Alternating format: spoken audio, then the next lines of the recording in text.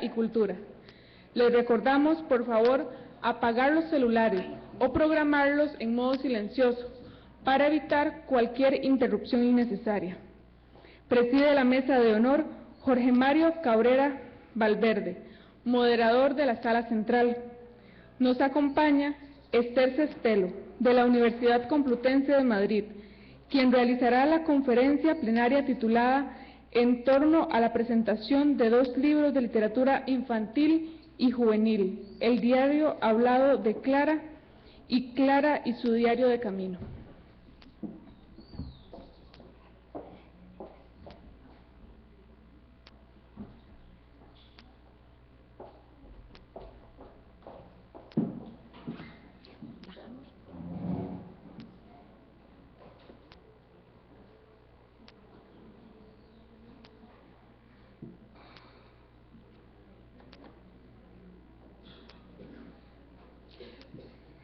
Directivos y organizadores de este encuentro congreso de escritura, cultura de Costa Rica, congresistas y colegas, señoras y señores, buenos días a todos. Gracias por madrugar tanto, pero es estupendo la temperatura que tenemos, estamos fascinados, yo por lo menos. Bueno, como siempre, quiero comenzar volviendo a dar las gracias a este congreso por esta invitación, volver a reiterar las gracias a la doctora Elena Ospina por su amabilidad y también porque ha confiado en mí para dirigirme a ustedes 3 veces. Yo creo que es excesivo ya, espero no cansarles, pero bueno, lo bueno es que las tres temáticas creo que son diferentes, aunque tienen troncos en común, pero yo creo que ese es el atractivo, ¿no? Que son visiones distintas. Entonces, la conferencia que voy a impartir a continuación se titula El valor de la creatividad, en torno a la presentación de mis 2 libros infantiles, El diario hablado de Clara y Clara y su diario de camino, modalidad de literatura infantil y juvenil, pero también extensiva a una literatura para todos, que es lo que quiero dejar constancia. Algunos ejemplares de estos libros los pueden encontrar ustedes en el Congreso, por si es de su interés. Quiero mostrarles, este es el diario hablado de Clara, está editado en España, pero hay un diario hablado de Clara, curiosamente editado también en Colombia, en la editorial Magisterio, que se interesaron por el libro y se pusieron en contacto conmigo para pedirme permiso y, por supuesto, encantada. Y este es Clara y su diario de camino, la misma editorial del primero, O sea que son 2 libros, lo que pasa que con 2 editoriales diferentes. Aquí están los 3.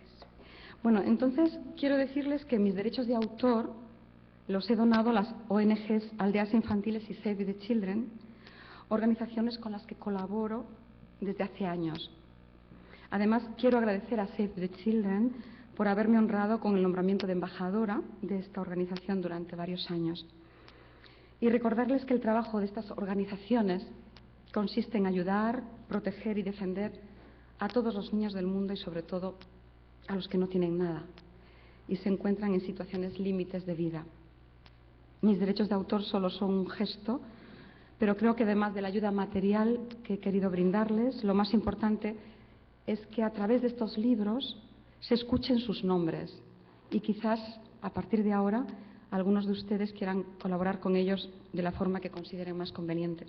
Este sería otro logro añadido del que me sentiría muy satisfecha. Bueno, decirles también que estos libros ya se han presentado en muchas ciudades de España a lo largo del 2011, 12 y 13. Y antes de adentrarme en mi conferencia propiamente dicha, quería introducirles un poquito en el primer libro que presentamos hoy aquí, que es El diario hablado de Clara. Decirles que yo fui la primera sorprendida cuando el personaje de Clara se instaló en mi vida, porque esa es la realidad. Me resistía a comenzar con el proyecto, diciéndome a mí misma que este no era mi ámbito, que no iba a ser capaz. La literatura infantil es un mundo muy especializado en el que, confieso, yo no había incursionado nunca. Yo además no tengo niños, no me dedico a la docencia infantil, me parecía una osadía. Entonces, ¿por qué lo escribo? Me preguntaba yo, ¿por qué y para qué se escribe el diario hablado de Clara? Bueno, pues yo creo, después de reflexionar, creo que precisamente para reparar en ese espacio que me quedaba por completar en mi profesión, que en el fondo es reparar en las personas más importantes de esta sociedad y que nos deben unir a todos, los niños.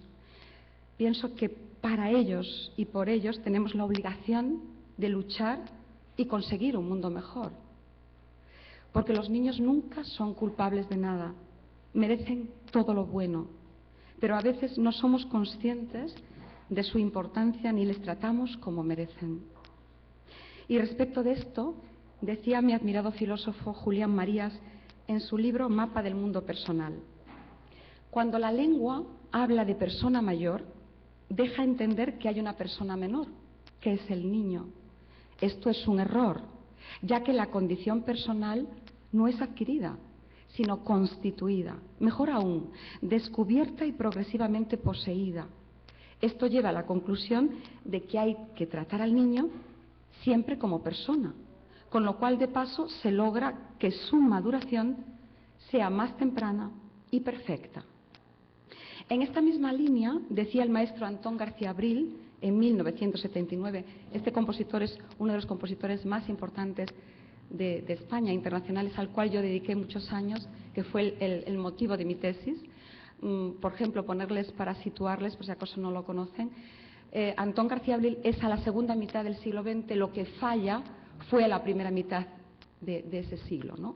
Con eso yo creo que queda ya enmarcado su importancia. Bueno, pues decía Antón García Abril en el estreno de su cantata Alegrías en el Año Internacional del Niño, que es una obra dedicada a ellos, decía así: generalmente se ha tratado a los niños partiendo de un error de base, el creer que son seres inferiores a los adultos. Mi pensamiento es bien distinto. Estoy convencido de que el protagonista de nuestra sociedad y, en consecuencia, el ser más importante es siempre el niño. El niño es verdad, bondad, justicia, alegría. La mentira, maldad, injusticia y tristeza son atributos desafortunados de los adultos. No puedo estar más de acuerdo con estas palabras y por eso les digo que tratemos a los niños como realmente merecen y colaboremos con pasión para construirles un mundo mejor, pero no solo preocupados de darles bienes materiales y contenidos cuantificables, sino un mundo en valores. Ese es el punto troncal de todos nosotros, pienso yo. El diario hablado de Clara es mi aportación personal al mundo infantil, a todos los niños y a sus entornos, en el deseo de aportarles valores a ellos y hacernos sentir amor, responsabilidad y ternura a todos nosotros, los adultos. Y ahora se preguntarán ustedes qué es lo que narro en el libro, qué se cuenta en el diario hablado de Clara. Bueno, pues sin pretender desvelar la historia, ya que quiero que todos ustedes la lean, decirles que escojo a una niña de 6 años, casi 7, y le pongo voz. Y es ella la que cobra vida y nos va revelando su mundo externo e interno, hasta descubrir sus inquietudes, su sensibilidad, su corazón, su alma. A través del mundo interior de Clara y de todo su entorno se van mostrando los valores de la familia, de la amistad, de la responsabilidad, de la educación, del arte. Nunca puedo obviar ese tema, claro, de los buenos hábitos en salud y comportamiento, del respeto a la naturaleza y a los animales, de la espiritualidad, del amor, de la diferencia, ese es un secreto que no puedo desvelar, del valor a la vida que ya tenemos y a la nueva que está en camino. Y hasta aquí les puedo contar. Lo demás quiero que lo descubran ustedes si están interesados en su lectura. Pero ahora es importante también que les cuente para quién o para quiénes escriben estos libros. ¿A quién o a quiénes me dirijo al escribirlos? Evidentemente, y aunque los primeros destinatarios son los niños y jóvenes, son libros para todos. Es decir, el diario hablado de Clara parto, como les decía, de 6-7 años, y en Clara y su diario de camino, porque Clara ya ha crecido y por los muchos contenidos artísticos que introduzco, arranco esta vez en los 9 años. Pero ¿hasta qué edad son recomendados? Pues para todas las edades. Yo pienso que no tienen límite de edad. He querido que estos libros puedan ser un punto de encuentro para todos.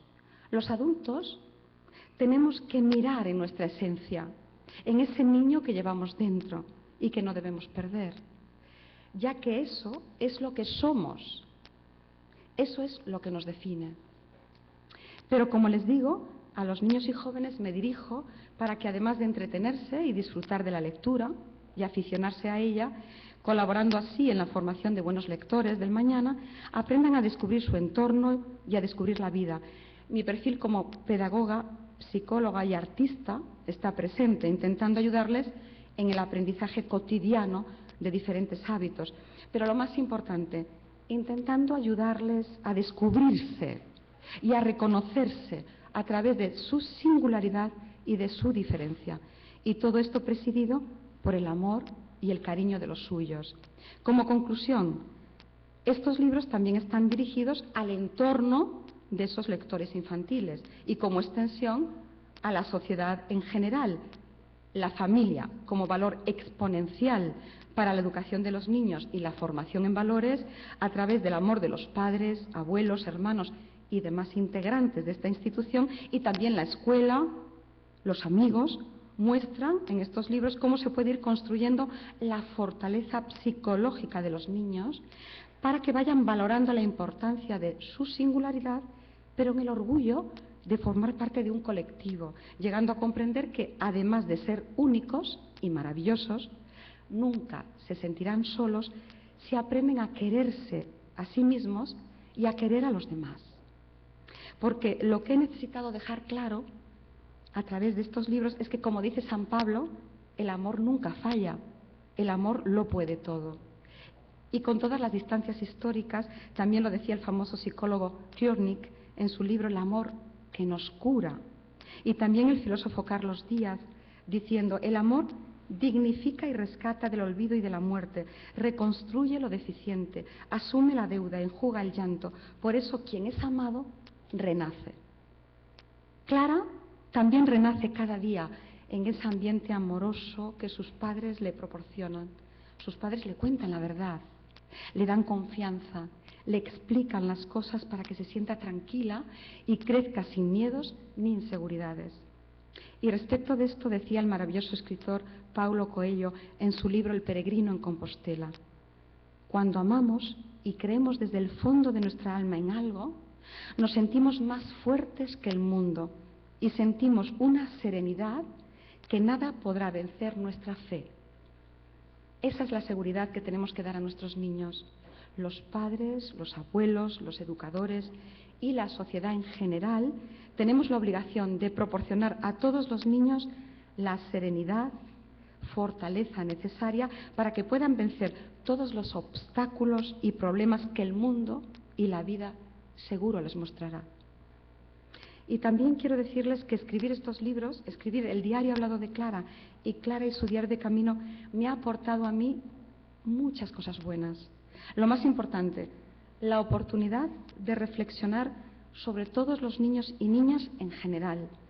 Por un lado, nuestra infancia más próxima, la de nuestro entorno, porque por ellos y para ellos, como dije al comienzo de mi exposición, tenemos la obligación de construir un mundo mejor, la obligación de cuidar nuestros actos, nuestros comportamientos, porque no debemos olvidar que los adultos somos sus referentes, sus modelos, y eso debería hacernos más responsables, más consecuentes, más coherentes.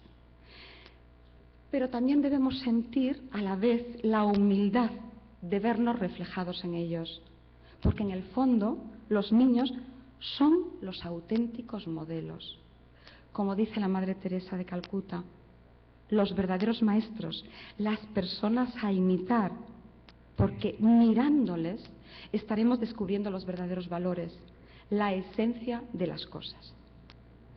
Pero por otro lado, también me siento agradecida porque a través de estos libros he podido seguir reflexionando sobre la otra infancia. Esa infancia que, aunque esté alejada físicamente de nosotros, no debemos apartarla de nuestro paisaje vital, de nuestras miradas. Porque mientras haya un solo niño en el mundo que no tenga comida, que no tenga hogar, que no tenga escuela, que no tenga cariño, que no tenga cuidados, no estaremos ni en una sociedad justa ni humanizada.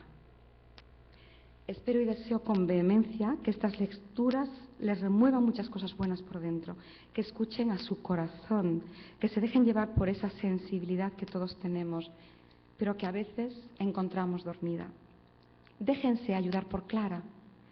Que Clara sea también un poco su niña, que la acojan en sus casas y que leyéndola primero para conocerla después, aprendan a quererla. Estoy segura de que Clara les va a proporcionar a todos momentos de alegría y de ternura, como ya me los ha proporcionado a mí. Y ya adentrándome de forma más directa en mi conferencia, titulada El valor de la creatividad, la cual está en torno a este segundo libro que presentamos hoy aquí, Clara y su diario de camino, y sin necesidad de desvelar su contenido, ya que me gustaría que ustedes lo puedan leer, les decía que ahora sí quiero pedirles que reflexionen conmigo sobre algo. Porque es necesario comentarles que mi personaje Clara, en este segundo libro, titulado Clara y su diario de camino, ha incorporado una nueva palabra en su vida que le gusta mucho: creatividad.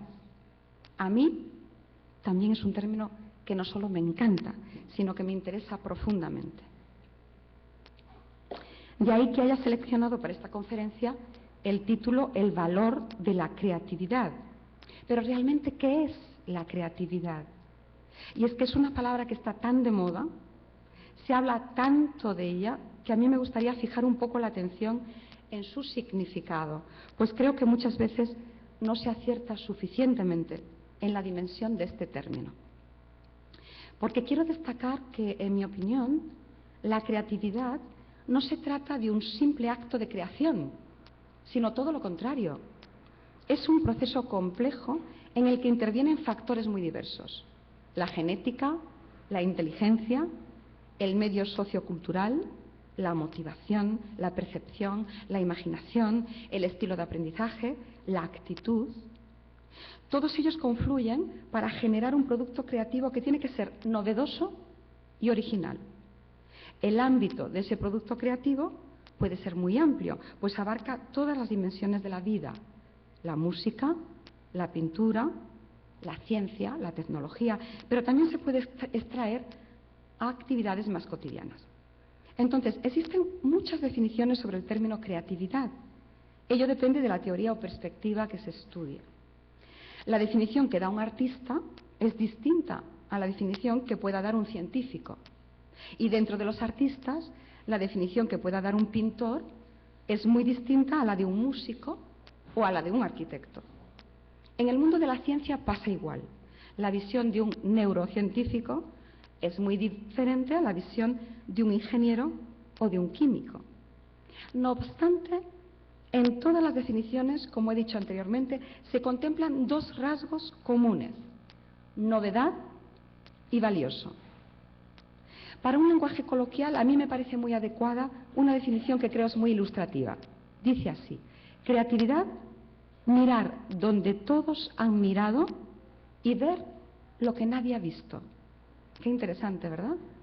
Repito, mirar donde todos han mirado y ver lo que nadie ha visto. En un lenguaje más formal, podemos decir que la creatividad es la capacidad que tiene el ser humano para captar la realidad y transformarla, generando y expresando nuevas ideas, valores y significados. Fíjense ustedes, estamos hablando de tener otra mirada, de ver donde otros no hayan visto. La capacidad que tiene el ser humano para captar la realidad y transformarla. Transformación, hablaba yo de eso ayer, no sé si recuerda. Bueno, pues esto ha sido mi metáfora en el libro titulado Clara y su diario de camino. He escogido el camino, he querido mostrar el camino como metáfora de una transformación personal donde todos interactúan. Porque hay una interacción entre el mundo de los adultos y el de los niños, donde el de los adultos es el encargado de transmitir esos valores de la tradición, del conocimiento, de la educación, valores tan fundamentales en el proceso educativo, donde los niños son el ejemplo máximo de la creatividad. El camino de la vida debe transformarnos, igual que con la creatividad ayudamos a esa transformación. Clara y sus amigos nos dan muestras de esa capacidad donde la espontaneidad, la imaginación, los sueños, la otra realidad, la autonomía, el esfuerzo, la responsabilidad, la alegría del humor y del descubrimiento van dando ese camino la riqueza de esa transformación constante que se va operando entre todos. Porque son muy diversas las variables que sintonizan con la creatividad. Desde mi punto de vista, como investigadora, tanto en el ámbito de la teoría como en el de la práctica, quiero destacar 5 de estas variables, aspectos o acciones que deben darse, que deben trabajarse para que la creatividad tenga lugar. Por un lado, curiosidad, imaginación, espontaneidad, autonomía y alegría, humor. En primer lugar, se necesita despertar la curiosidad. La curiosidad supone un comportamiento de búsqueda, de exploración y averiguación. Es el corazón de la creatividad e implica hacer preguntas. Clara y sus amigos buscan, exploran, hacen preguntas a sus mayores, pero también se las hacen a ellos mismos. El camino hace despertar su curiosidad. Otra, estimular la imaginación. Es otra de las acciones importantes de la creatividad. La facultad de trabajar con imágenes, de mirar hacia adentro, jugar con lo irreal, con lo ficticio, con lo fantasioso. Eso es lo que puede ayudar a que surjan las ideas creativas. Pero fíjense ustedes, cuando Julio Verne descubre con su imaginación la posibilidad de dar vueltas alrededor de la Tierra, había gente que se burlaba de sus ideas. Entonces él replicaba con esa inteligencia superior que tenía. Cualquier cosa que un hombre sea capaz de concebir, otros hombres serán capaces de lograr. Qué interesante. Es decir, que aunque tú no lo logres hoy, tan solo con concebirlo, con imaginarlo, estarás colaborando para que otros lo puedan lograr mañana. Pues Clara y sus amigos estimulan la imaginación a través del camino. Fomentan su oído interno, descubren otros sonidos, otras miradas, porque comienzan a percibir su mundo interior, tan importante, mirar hacia adentro de nosotros. Otra acción especial de la creatividad es favorecer la espontaneidad. La espontaneidad proviene del inconsciente, que es considerado la fuente de la creatividad. Este es el espacio idóneo para atrapar las ideas creativas. A través de este camino vemos favorecida la espontaneidad de Clara y de sus amigos. Ellos son siempre espontáneos, pero más con lo nuevo, con lo que les sorprende, con lo que les emociona. Otra acción de la creatividad consiste en promover la autonomía, tan importante, ayudar a que los niños sean autónomos. Promover la autonomía es una acción dirigida a ser nosotros mismos. Consiste en no depender de nadie y confiar en nuestras posibilidades, siendo responsables de nuestra conducta. Clara, a través de su camino, ve la realidad del esfuerzo, del compromiso en sus responsabilidades. Valora la responsabilidad de los adultos y asume las suyas propias. No hay que olvidarse de que hay que formar en estas premisas. Y otra acción de la creatividad es dar alegría y humorizar la vida, tan importante. Dar alegría y humor a la vida. Esta es una acción que favorece a la salud. La alegría y el humor es una forma penetrante de mirar, que consiste en descubrir o mirar lo que hay de cómico o ridículo en las cosas o en las personas. El humor nace de la humildad. Enfocar las cuestiones con humor es verlas desde un ángulo distinto, desde un ángulo desconocido. Es una condición de la creatividad, es un don del mago que juega con los límites de la verdad y de la ilusión. Clara y sus amigos en este camino disfrutan con alegría, ven las cosas desde otro lugar, desde otro ámbito, desde la visión desconocida y se ríen de todo, incluso de ellos mismos. Pero también descubren la emoción más profunda, juegan con los límites de la verdad entre la realidad y la ilusión. Pero fíjense ustedes, durante muchos años la creatividad ha estado restringida a una élite determinada, a los denominados genios, o ha estado reducida a disciplinas concretas, a la literatura, a la música, a la pintura. También ha sido un estatus reservado a los investigadores, o un don exclusivo de las mentes brillantes.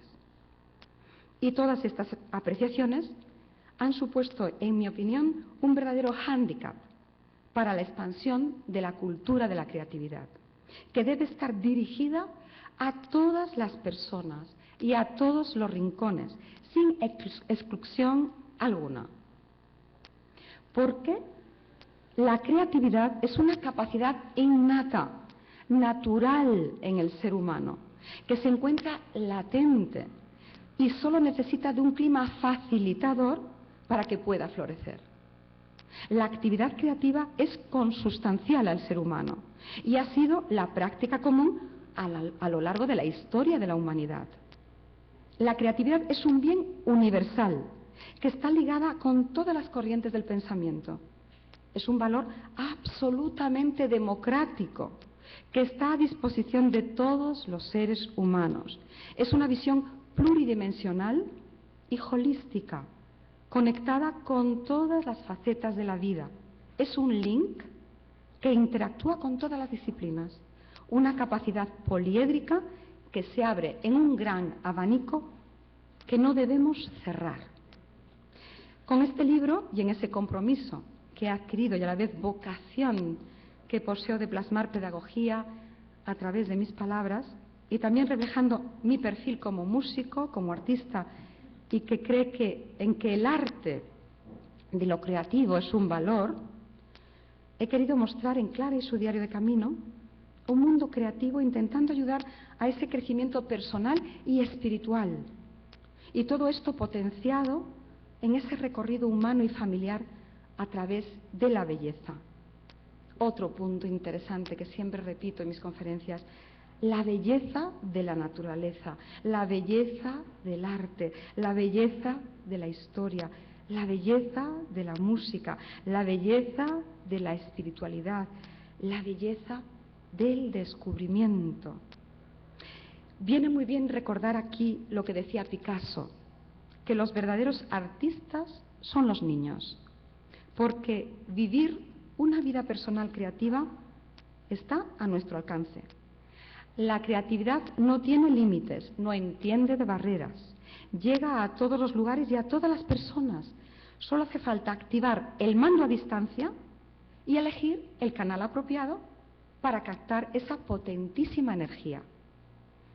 No sé si saben que, según los científicos, solo conocemos el 10% de la realidad. El otro 90% es invisible. Es decir, algo que el hombre no podrá descubrir ni con el uso de la razón ni con el pensamiento lógico. Por eso, el pensamiento solo racionalista no nos vale. El pensamiento que quiere materialmente demostrarlo todo es ya caduco. Pero fíjense ustedes, el sistema educativo de las últimas décadas y muchas autoridades políticas y responsables de la educación se han empeñado en lo de siempre. Aquí viene mi crítica. Se empeñan en que racionalmente, lógicamente, materialmente, hay que demostrarlo todo. Y lo no demostrable ni es importante ni sirve. ¿Cuánto nos está limitando este empeño? Y por eso la creatividad es la fórmula, porque es la única capacidad que nos puede conectar con el inconsciente y además puede moverse por lo desconocido, por lo invisible y por lo imposible. Eso es lo que hacen Clara y sus amigos. En ese mundo de fantasía, de imaginación, de realidad e irrealidad, nos hacen reflexionar a los adultos y forzarnos a encontrar otra mirada para entender las cosas, para entender la vida. No solo tienen que aprender y comprender los niños nuestro mundo, tenemos nosotros la obligación de descubrir el de ellos. Y quizás así encontraremos la verdadera esencia de las cosas, el porqué de la vida.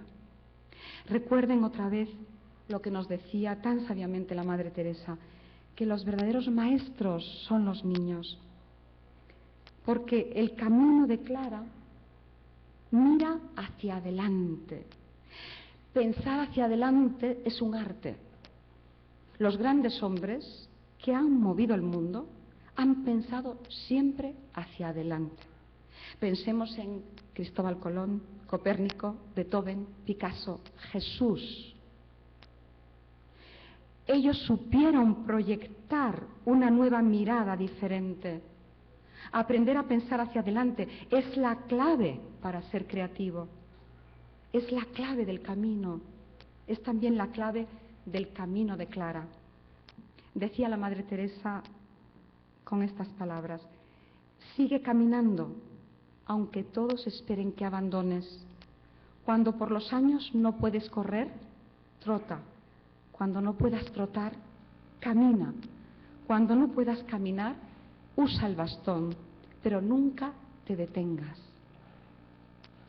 Los que me conocen saben que soy una mujer idealista y soñadora, por eso me gusta mucho una cita de un profesor y escritor irlandés, Frank McCourt, que dice así: lo más importante es tener sueños. Si los tienes, eres afortunado y puedes superarlo todo. Si tienes un sueño, luchas por hacerlo realidad. Las personas que triunfen en el futuro serán aquellas que sean capaces de ofrecer un sueño, algo asociado a una idea que emocione y que llegue al corazón. La sociedad acabará dando más valor a la única habilidad humana que no puede ser automatizada, la emoción. En Clara y su diario de camino sigo indagando en el lenguaje de las emociones, no solo porque me gusta, sino porque pienso que es lo más necesario, porque atender las necesidades emocionales de los niños, de los alumnos y de los profesores que les van a ayudar en su formación es la clave para que ellos desarrollen su capacidad de aprendizaje, lo que conlleva recurrir el hemisferio derecho del cerebro, en donde reside la creatividad. Ese hemisferio tan descuidado por el sistema educativo, donde parece que los intangibles no tienen valor. ¡Qué confusión tan grande! Debemos seguir fomentando que niños y jóvenes sueñen, que los alumnos tengan sueños. Y para eso hay que seguir intentando integrar en el proceso de aprendizaje el cuerpo, la mente y el alma. Y el alma es otra gran olvidada de nuestra formación. Porque en el alma, es decir, en el nivel más profundo, es donde la energía creativa tiene su origen. Pero pocas veces llegamos a explorar en este nivel, pues la mayoría de las veces nos quedamos estancados en el mundo físico. El arte, y concretamente la música, nos ayuda mucho en este cometido, a indagar en esas profundidades. Porque descubrir el fondo de nuestro ser produce una sensación de tanta euforia que hace que las ideas fluyan, se conecten y se relacionen con otras. Y una vez fusionadas, se conducirán por nuevas rutas, capaces de iluminar momentos de inspiración que ayudarán a visualizar otras perspectivas de la realidad. Esto es lo que le ocurre a Clara y a sus amigos en el camino, porque ellos aprenden a explorar dentro de su corazón, dentro de su alma, y eso les hace mirar con otra perspectiva, sintiéndose en ese momento diferentes, pero más seguros. Hay que decirles a los políticos, a las autoridades educativas, que necesitamos una nueva forma de educar, capaz de formar a un hombre nuevo, que sea creativo, una persona que sepa correr riesgos, una nueva conciencia, una nueva humanidad. Sabemos que transformar la educación es una obra titánica, pero tenemos que luchar todos por conseguirlo. Mi libro solo es un granito de arena, pero quizás muchos juntos puedan formar la playa. Necesitamos diseñar un nuevo modelo educativo. El que hemos tenido en estos últimos años no nos sirve. Nos ha llevado a una crisis existencial profunda. Necesitamos un nuevo modelo que se preocupe de formar personas íntegras, nutriendo todas sus dimensiones humanas, física, mental, espiritual, afectiva, social, creativa, ecológica, emocional, lúdica, porque es necesario e imprescindible tratar de potenciar el valor sagrado, cósmico y espiritual que tiene el ser humano. Educar, formar, es un arte. Es como componer una obra musical. Es una tarea eminentemente espiritual, dirigida a la búsqueda e iluminación del yo interior.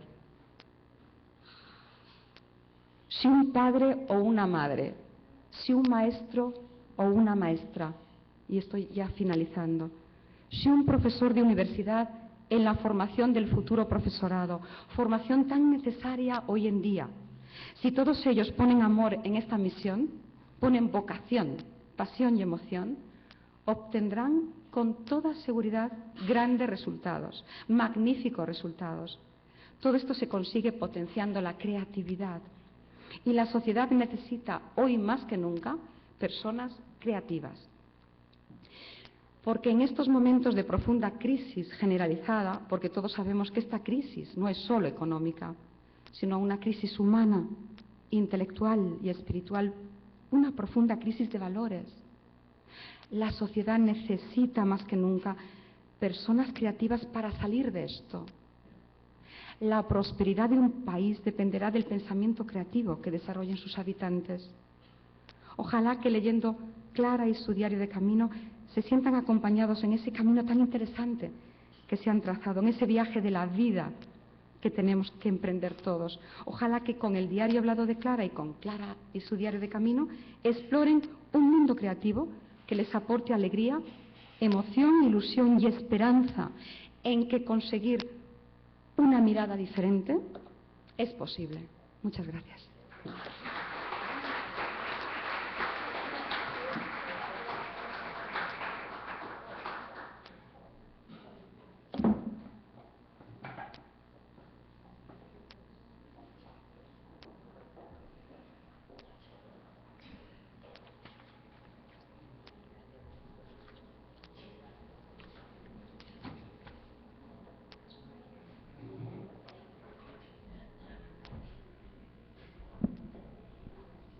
Hay un tiempo para preguntas y comentarios, si alguien quiere animarse.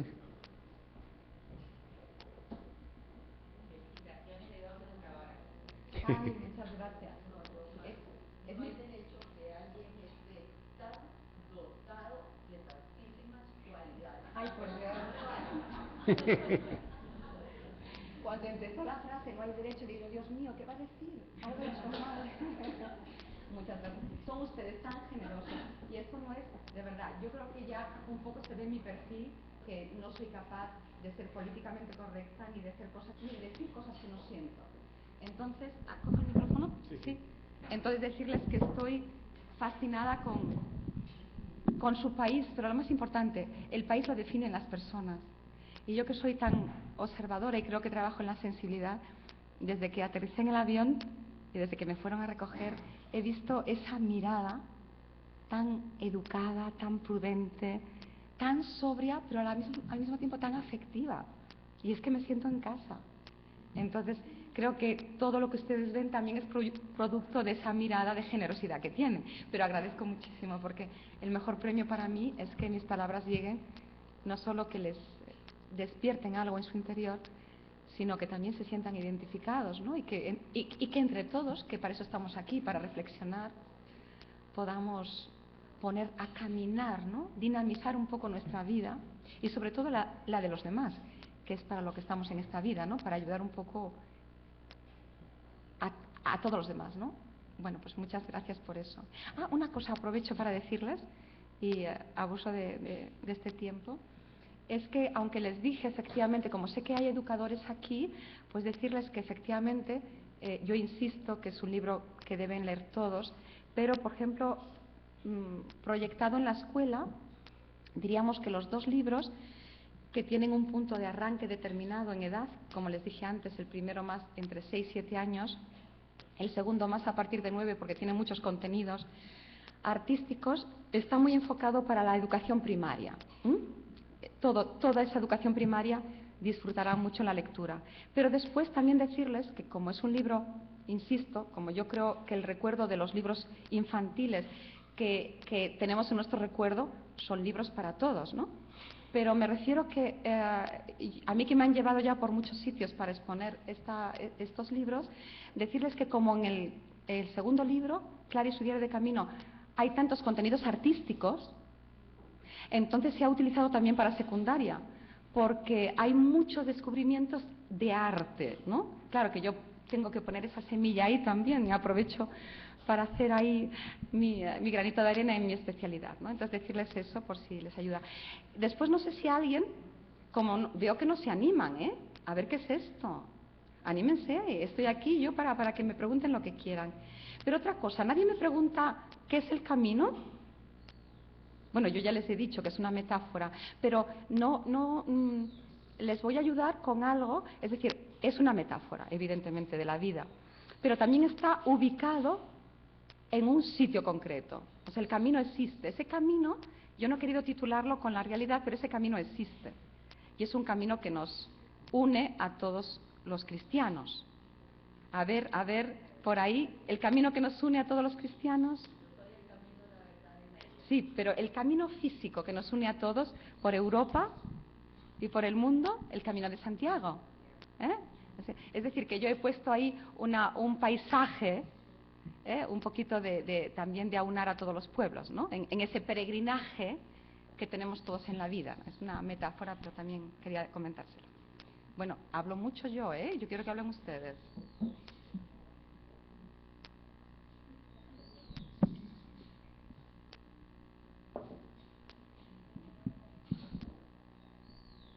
Sí. Ahora que tenemos a la autora aquí para aprovechar, a mí me gustaría que me contaras cómo es el proceso de creación del personaje de Clara. ¿Qué significa?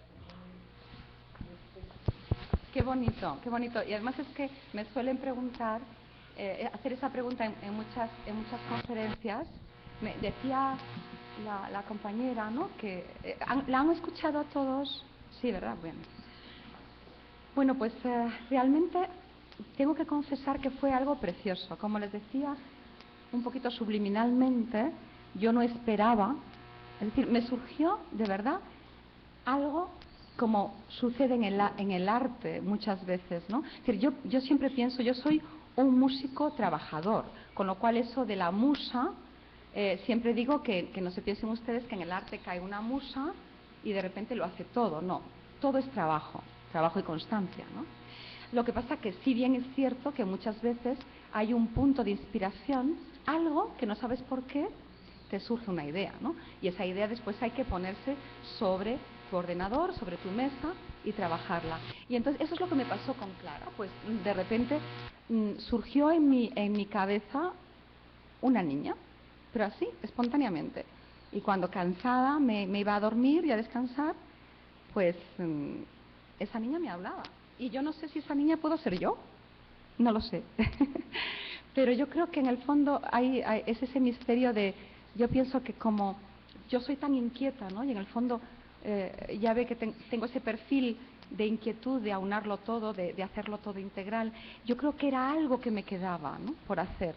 Es decir, indagar en el mundo infantil, indagar en los niños, ya que yo no tengo ese contacto directo con ellos. Yo creo que esa fue como una lección de humildad para mí, de decir, oye, Esther, que no sabes nada todavía, ¿no?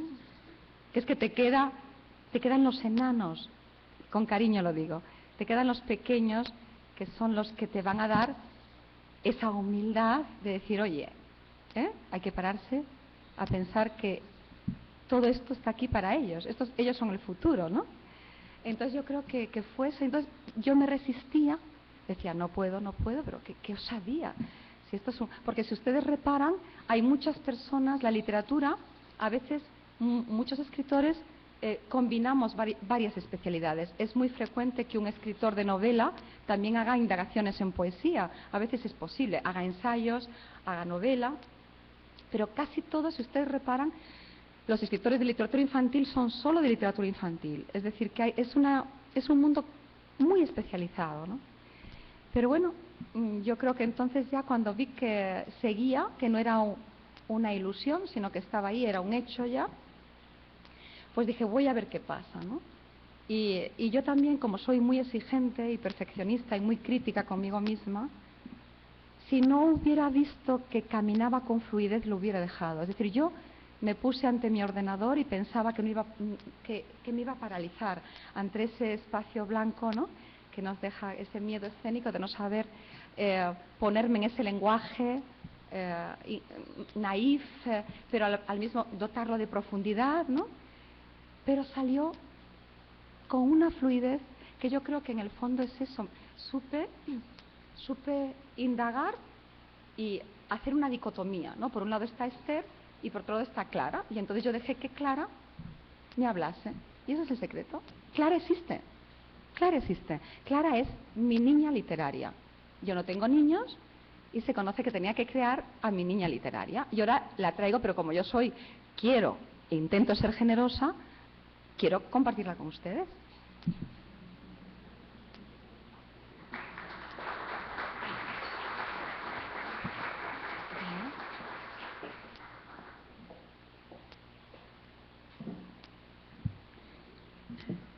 A partir de ahora, damos inicio con las ponencias de capacitación a docentes en las diferentes salas del instituto. En la sala central tendremos primero la participación de Rosa Isabel Blanco de la Universidad de Costa Rica. Presentará su ponencia titulada Génesis y análisis de cuentos para Laura de Fernando Durán Ayanegui. Segundo, Paola Rabacio de la Universidad de Würzburg, Alemania, comentará la novela Mamita Yunay del escritor costarricense Carlos Luis Fallas. Tercero, Jorge Mario Cabrera de Conare analiza la novela Asalto al Paraíso de Tatiana Lobo. Cuarto, Gloria Iroco de la Universidad Autónoma de México realiza un comentario sobre el libro Pibe, Chavo y Chavala de Ana Luisa Anza. En la sala biblioteca tendremos una reflexión sobre distintas experiencias pedagógicas. Inicia Lastenia María Bonilla de la Universidad de Costa Rica. Luego, Ana Vanessa Barquero de la Asociación Costarricense para la Educación Diferenciada. Después, Rosa Isabel Blanco de la Asociación Latinoamericana de Centros de Educación Diferenciada. Por último, en la sala galería, también con otras experiencias pedagógicas participan David Pérez Retana de la Universidad de Costa Rica y María Cecilia Molina Watson de la Universidad de Costa Rica. Los invitamos a participar de las distintas ponencias en las salas del instituto. Gracias.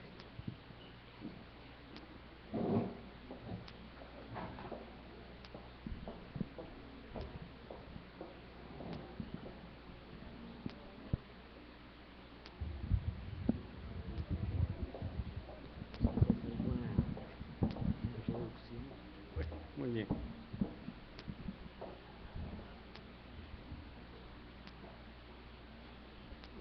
Bien, doña Rosa Isabel Blanco, que ha sido vicerrectora de la Universidad de Costa Rica, nos presenta ahora Génesis y análisis de cuentos para Laura. Fernando Durán Ayanegui fue también un rector de la Universidad de Costa Rica, de profesión químico, y que pues ha incursionado con bastante éxito en la literatura.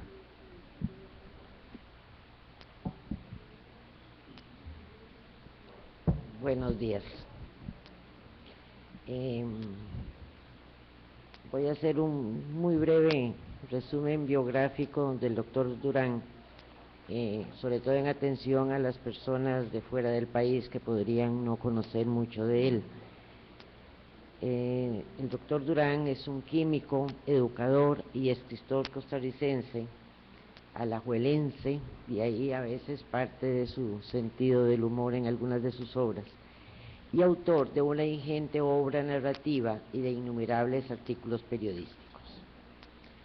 A los 11 años viaja a Cuba, donde estudia en el Centro Tecnológico Superior de La Habana y obtiene el título de químico industrial en 1956. De regreso a Costa Rica, y al no reconocérsele el título obtenido, obtiene su bachillerato en el Colegio Nocturno Carlos Gallini. Ingresa luego a la Universidad de Costa Rica, en la que en 1964 obtiene su bachillerato en química. Su actividad profesional y docente en el campo de la química está respaldada por un doctorado en ciencias por la Universidad de Lovaina, en Bélgica, y por sus estudios de posgrado en la Universidad de Harvard, donde participa en la investigación de la síntesis de la vitamina B12 al lado de Robert Woodard, Premio Nobel de Química en 1965. A su regreso se incorpora a la labor docente en la Universidad de Costa Rica, donde ejerce distintas funciones académicas. Profesor de la Escuela de Química, decano de la Facultad de Ciencias, decano del Sistema de Estudios de Posgrado, vicerrector de docencia y rector por 2 periodos consecutivos. Además, ha sido director de la editorial de la Universidad de Costa Rica y desde el 2003, es miembro de número de la Academia Costarricense de la Lengua. Además del idioma español, domina el inglés y el francés. Lector incansable desde muy joven, se ha nutrido de autores tales como José Martín, Tito Lucrecio Caro, autor de un largo poema didáctico sobre la naturaleza de las cosas, Henry Sienkiewicz, escritor polaco, Premio Nobel de Literatura 1905, autor de Quo Vadis, John Steinbeck, estadounidense, Premio Nobel de Literatura 1962 y autor de The Moon is Down, y el preferido de Durán Ayanegui, Ernest Hemingway, cuya obra El viejo y el mar relee y disfruta por lo menos una vez al año. Esta avidez lectora explica en buena parte su exquisito y correcto estilo al escribir, tanto un memorándum como un ensayo y sobre todo en su obra literaria, así como su riqueza de vocabulario y su increíble facilidad para crear palíndromos, esas palabras o frases que se leen igual hacia adelante o hacia atrás. Simultáneamente con su labor académica, su creación literaria ha sido permanente, tanto en el género narrativo como en el poético. No voy a enumerar todas las obras, entre otros, actualmente es contertulio del programa de Radio Monumental Así es la Cosa, es columnista del diario La Nación. Entre otros reconocimientos nacionales e internacionales, se le ha otorgado el Premio Nacional Aquileo Echeverría en la rama de cuento en los años 1981, 86, 88 y 89. En 1980 obtuvo el primer premio en el concurso internacional de novela corta en el 5º centenario de la ciudad de Benalmádena, en Málaga, España. Y entramos a nuestro tema, la literatura infantil del autor.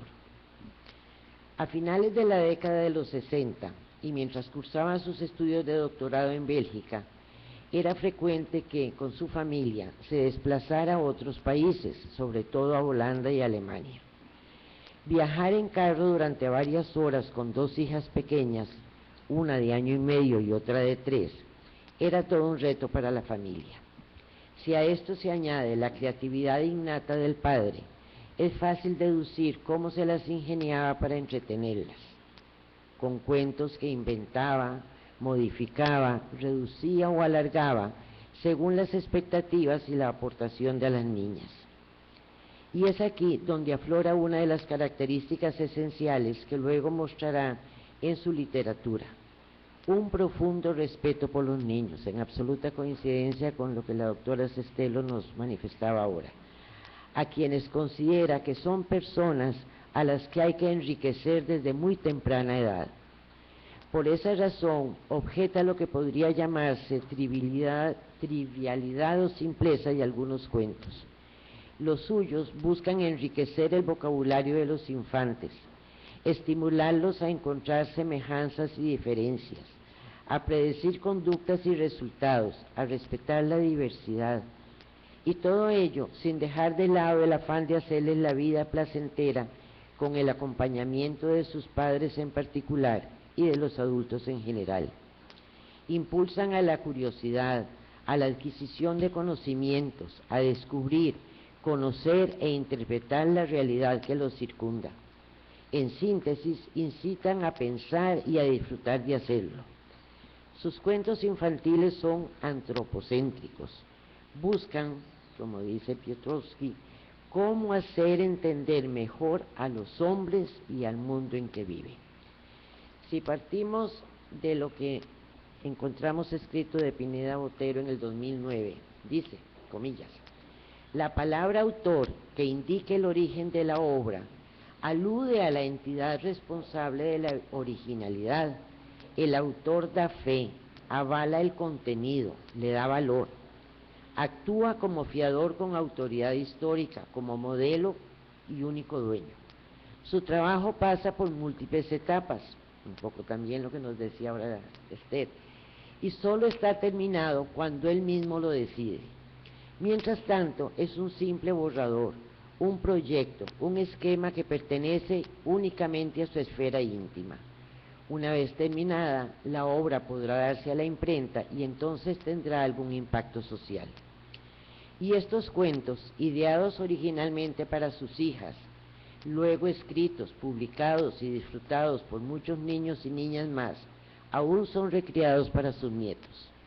Es llamativo que si se trata de hacer un estudio de la literatura infantil costarricense, el nombre de Fernando Durán no se encuentra, quizá porque son sus otras obras las que le han generado mayor reconocimiento nacional.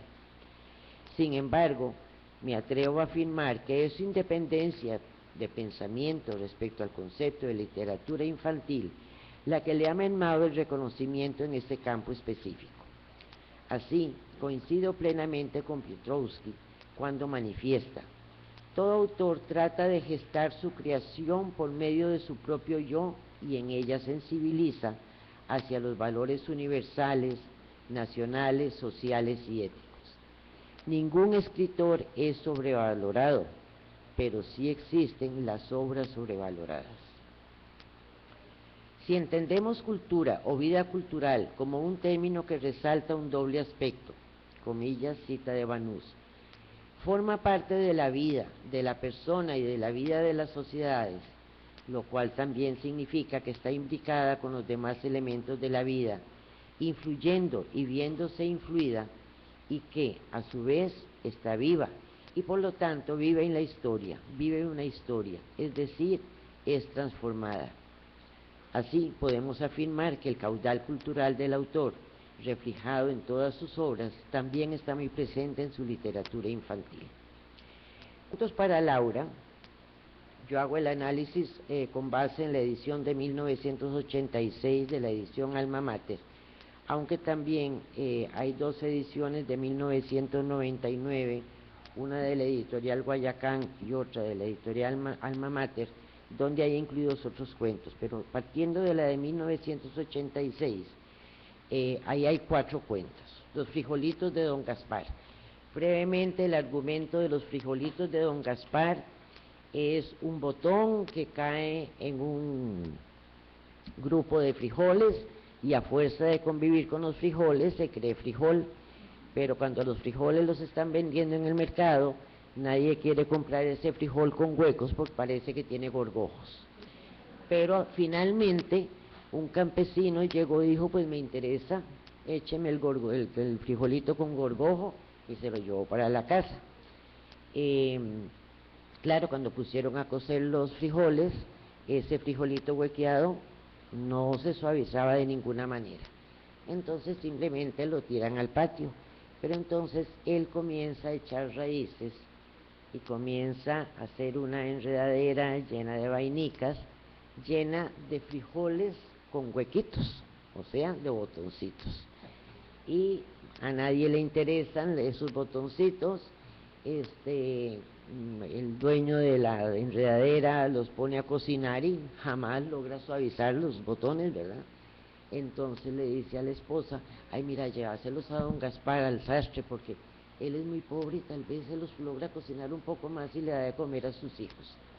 Se los lleva a Don Gaspar el sastre, los pone a cocinar prácticamente 2 días seguidos, no hay forma de que los frijolitos se suavicen, los tira al patio, ni las gallinas se quieren comer esos frijoles, imposible. Pero Don Gaspar descubre que comienza la enredadera con las vainicas de esos frijoles especiales. Y tiene la inteligencia de decir, bueno, yo soy sastre, estos botones a mí me sirven. Y a fuerza de vender botones, el sastre sale de sus apuros económicos y logra darle otro estilo de vida a su familia. Grosso modo, ese es el argumento. Pero entonces, gracias, yo quisiera destacar, si se analiza la conducta del botoncito negro y su metamorfosis, su convencimiento de que era realmente un frijol, que lo lleva incluso a que su más grande deseo consiste en ser cocido en una enorme olla, no refleja de alguna manera el riesgo de querer ser como los que lo rodean, aún a costa de sacrificar su condición primigenia. ¿Quién le devuelve a él y a sus descendientes su naturaleza y aptitud? La narración estimula y de alguna manera ennoblece no solo la capacidad de observación, sino también la lucidez del sastre para sacar provecho de lo que otro había desechado. Es el rechazo al paradigma establecido, a la estructura fácil y cómoda que lo rodea, y tener la capacidad de ver la realidad del botoncito negro como lo que es, no como se ha visto él mismo y lo han percibido los demás. Enfrenta la actitud del comerciante del que vende frijoles, que podríamos llamar descuidado superficial, la precipitada del campesino y la reflexiva y sensata del sastre. El pensamiento fantástico y sencillo de los niños disfruta, comprende e interioriza todas estas actitudes, expoliándoles para hacerlas vida. Una anotación más para este cuento: el uso de un vocabulario y un contexto muy costarricense hace que el cuento sea muy asequible a los niños de nuestras escuelas. Tenemos luego el puntito curioso, al que no me voy a referir mayor cosa, pero es un puntito en una hoja blanca que un día descubre que si una punta lo empuja y pone otro puntito, otro puntito, otro puntito, me convertí en una línea. Entonces el punto y la punta son una muy buena pareja, pero es toda una introducción a la geometría, de cómo trazar líneas, cómo hacer triángulos, cómo hacer círculos, ¿de acuerdo? El ratón insatisfecho no quería ser ratón, hasta que baja un angelito y le dice, mire, para que usted deje de molestar, lo vamos a convertir en elefante. Pero resulta que el elefante, que se lo llevan para un circo, un día entre la paca de comida que le echan, aparece un ratón y se muere del susto. Entonces, también hay mucha... Y la astucia de zorro con gorro, un zorro que aprende a hablar, entonces logra convencer a los campesinos de que no maten a todos sus congéneres que estaban causando mucho daño, que él les va a quitar todos los dientes, pero en realidad lo que hace es sacar cabezas de ajo, limpiarlas, se las pasan por el lomo de los zorros para que cojan olor a zorro y convencen a los campesinos de que esos son los dientes de los lobos, que ya no van a volver a atacar. En el fondo el mensaje que hay es que un zorro que era muy tímido y de alguna manera especial y los congéneres no lo querían mucho, no lo estimaban mucho, él fue el que lo salvó con su ingenio. Es todo un llamado a la generosidad. Paró. Estará escrito largo y tendido en las actas.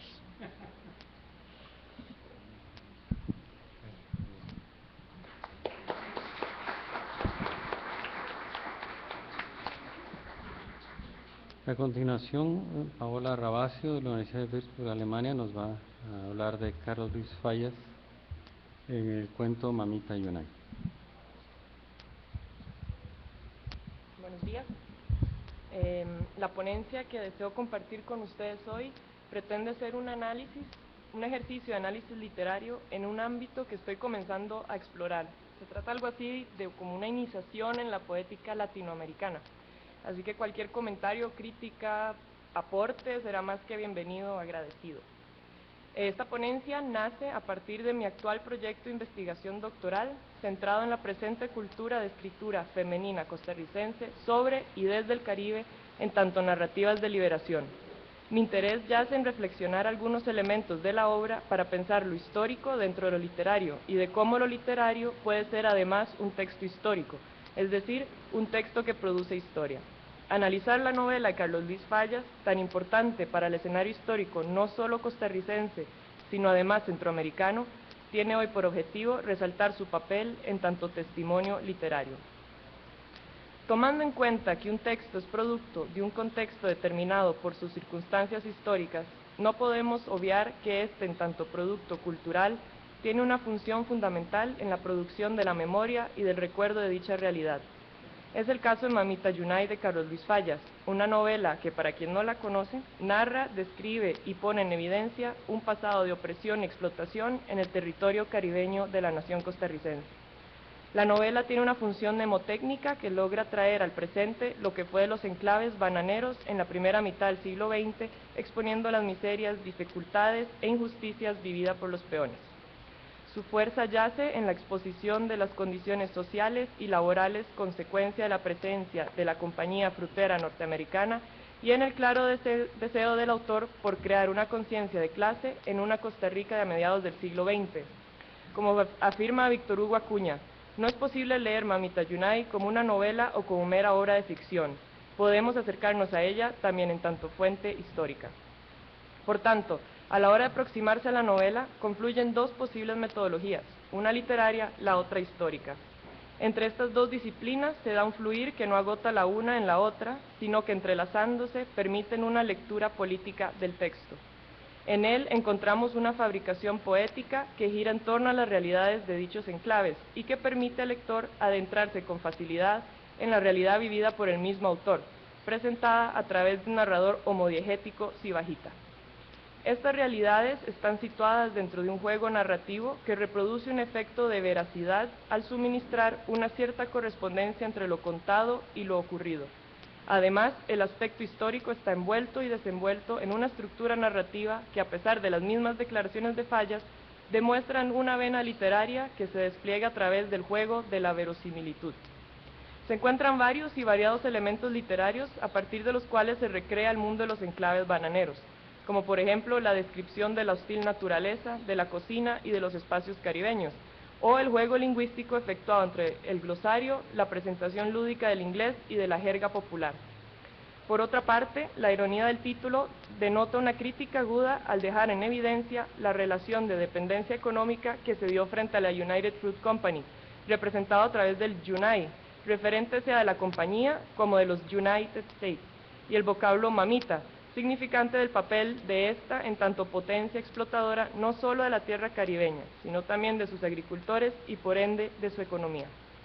Por otra parte, a estos elementos estéticos se integran otros que ayudan a dar forma a la estructura narrativa, entre ellos el manejo del tiempo y de las múltiples historias. En primer lugar, Fallas utiliza una narración no cronológica dividida en tres partes y construye una historia retrospectivamente, haciendo amena y emprendedora la lectura. Sumado a la manipulación temporal, se halla una destreza literaria que recuerda la pluma platónica del simposio, el uso de la versión, es decir, el referir historias a manera de remembranza que irrumpen en el hilo conductor principal, relatando acontecimientos de otros momentos y entre otros personajes que ya no están presentes. Así, conforma una serie de episodios en torno a una realidad que tiene como objetivo la denuncia de la dura y humillante vida que entonces soportábamos en la zona bananera del Atlántico, pronuncia Fallas. De tal manera, la primer parte, politiquería en el Tizingal de la leyenda, se sitúa durante las elecciones en Talamanca y finaliza al reencontrarse con un viejo amigo del pasado. Esta es seguida por A la sombra del banano, segunda parte que transporta al lector a manera de recuerdo a la vida pasada de Sibajita en los enclaves bananeros y narra su vida, dolores y dificultades junto a sus compañeros en el lugar de trabajo. La tercera parte concluye con el regreso al tiempo inicial de la primera, al reencuentro con su viejo amigo, y finaliza con un adiós entre hermanos. La cuarta parte, ya no literaria, es la integración de un discurso pronunciado por Fallas en ocasión de la gran huelga bananera del Atlántico en 1934, dando por concluido un texto que narra múltiples historias. Estos episodios, además, dejan entrever los diversos caracteres socioculturales presentes en la región limonense en la época, entre ellos los indígenas, los afrocostarricenses, el mestizo, aunque también se mencionan los europeos, el chino, los gringos. A los indígenas los califica de indios sombríos, poco civilizados y fáciles de controlar a través de vicios como el alcohol y los cigarrillos. Los afrodescendientes de la costa caribeña son, en cambio, representados como simples caras negras, demonios negros y musculosos brillando bajo el sol, y que pertenecen a otro orden social, el africano, el cual se expresa a través de un clamor salvaje y primitivo. Si bien el autor reproduce un cuadro de estos otros como resultado de un discurso contemporáneo de su época sobre lo indígena, lo mestizo y lo negro, es decir, acusado de representaciones estereotipadas y rasgos racistas, no es de obviar que Fallas fue uno de los primeros costarricenses en representarlos a través de la literatura, es decir, de presentar al Caribe, que había sido excluido del imaginario nacional, a manera literaria, rompiendo indirectamente con la falacia de una nación étnicamente homogénea. No obstante, no debemos tampoco negar que su mirada está sesgada por los discursos de la entidad nacional dictada exclusiva y autoritariamente desde el Valle Central. Como afirman Rojas y Ovares, el texto oscila entre un intento de integrar al indio y al negro y la incapacidad para lograr ese objetivo. Sin embargo, tachar dicha mirada de poco innovadora o políticamente incorrecta al no tratar la identidad del negro o indio desde una posición étnico-cultural me parece una crítica que deja de lado la representación de una sociedad cosmopolita, ya que la novela es rica en percepciones de alteridad, si bien peca de ausencia de caracteres femeninos. Que estas identidades no pudieran ser concebidas fuera de las circunstancias histórico-discursivas de lo que Alexander Jiménez ha llamado en su libro El imposible país de los filósofos, el nacionalismo étnico-metafísico, es consecuencia del pensamiento de su época, ya que la mirada de Fallas es tributaria de una época. De ahí que la representación de los diversos caracteres de la novela articulen por casualidad y por la tangente los restos de una identidad nacional liberal, más que el interés por presentar nuevas identidades culturales. Más importante es, en efecto, que Carlos Luis Fallas pertenece a un momento de la historia de la literatura costarricense que quiebra con el costumbrismo de autores como Joaquín García Monge, Aquileo Echeverría y Manuel González Celedón. En contraposición al punto de vista oligárquico y ahistórico de las corrientes literarias imitativas de los estilos europeos, Fallas inicia una tradición de protesta social, marcando un paralelismo entre la evolución literaria y el desenvolvimiento histórico-social del país, por lo que la novela pertenece al género extendido a través del territorio centroamericano llamado la novela de plantación bananera. Representantes de este género también están Miguel Ángel Asturias de Guatemala, Joaquín Beleño de Panamá y Ramón Amaya Amador de Honduras. Su punto de partida es un contexto marcado por el modelo de dependencia económica activada por la presencia de los norteamericanos. Su objetivo es justamente exponer el punto de vista de los oprimidos.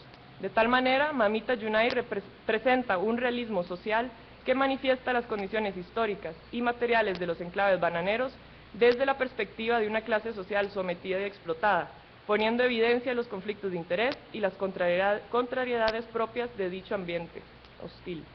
Consecuentemente, la articulación de Mamita Yunay participa de un afán narrativo que tiene como propósito la articulación de lo político. La novela establece la memoria de un sujeto colectivo a través de una estructura narrativa que se sirve de la descripción de los espacios, personajes, eventos y luchas vividas por el autor para crear una conciencia de su papel dentro de la historia nacional. La incorporación del discurso pronunciado por Fallas como epílogo confirma el hecho que el autor hace de su novela la expresión de un proyecto político.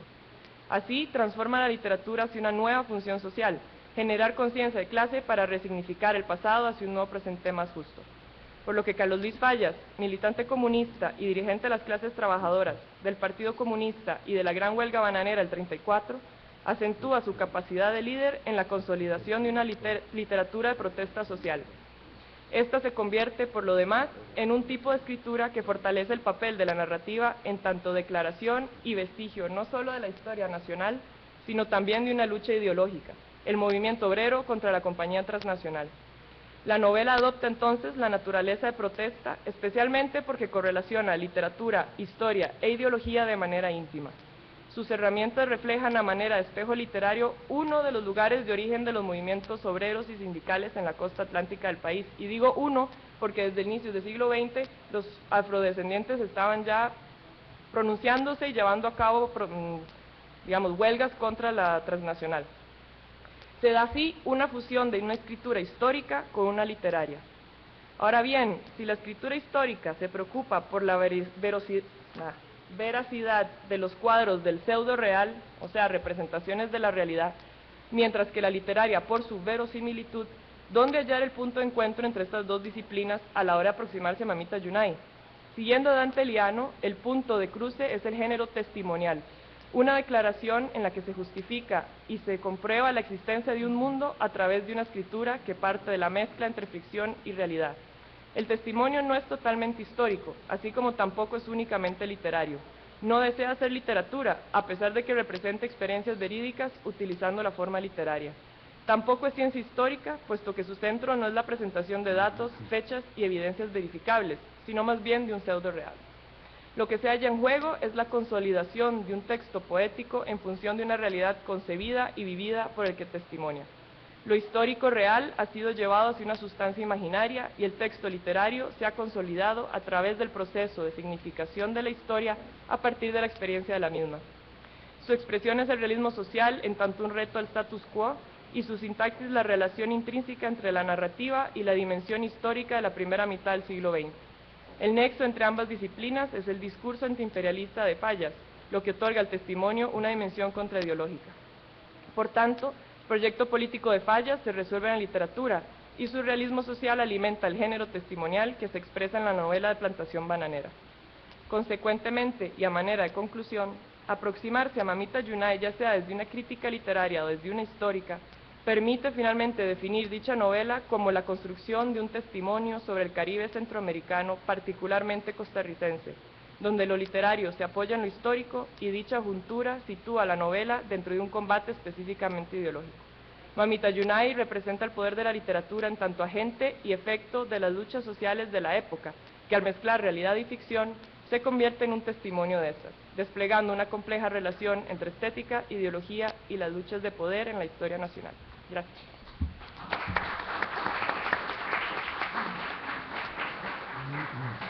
Con permiso, tengo que ir a otra mesa. Discúlpame.